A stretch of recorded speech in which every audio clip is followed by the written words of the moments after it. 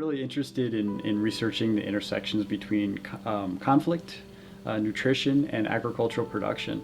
And much of my work has taken me to Guatemala. My last time was this past summer, and I conducted a pilot project looking at nutrition and agriculture. Well, I worked in specifically 4 different communities that are outside the second largest city in Guatemala, called Quetzaltenango.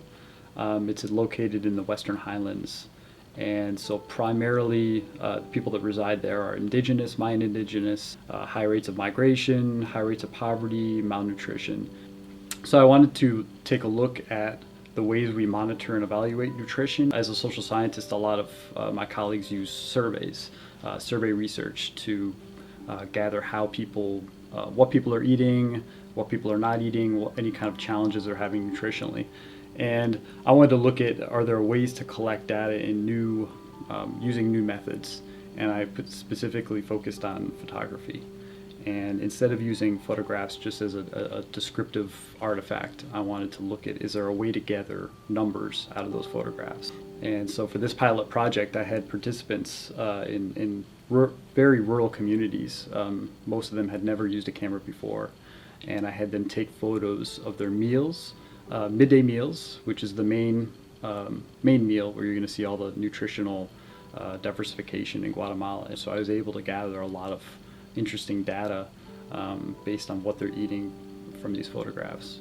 I transferred all of the images of the meals into actual numbers and percentages. So I looked at what percentage of every meal was consisting of just the basic nutrients, protein, carbohydrates, and any kind of vegetables or fruits.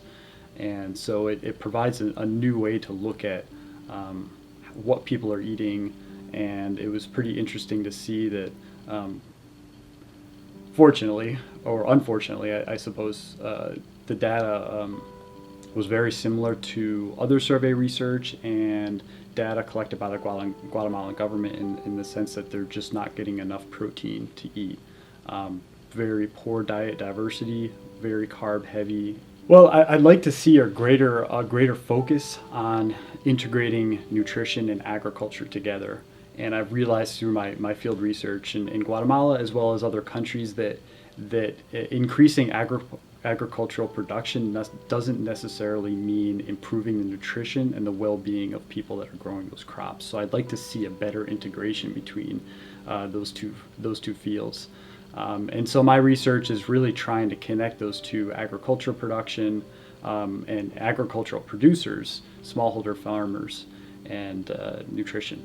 This year I'd like to continue with that work in the same communities, and this time institute a project, implement a project myself, a small limited project on either community or household gardens, using some partnerships that I have, existing partnerships in Guatemala, and to really use again my photography research, and to see if that's a way to get greater community participation into these projects.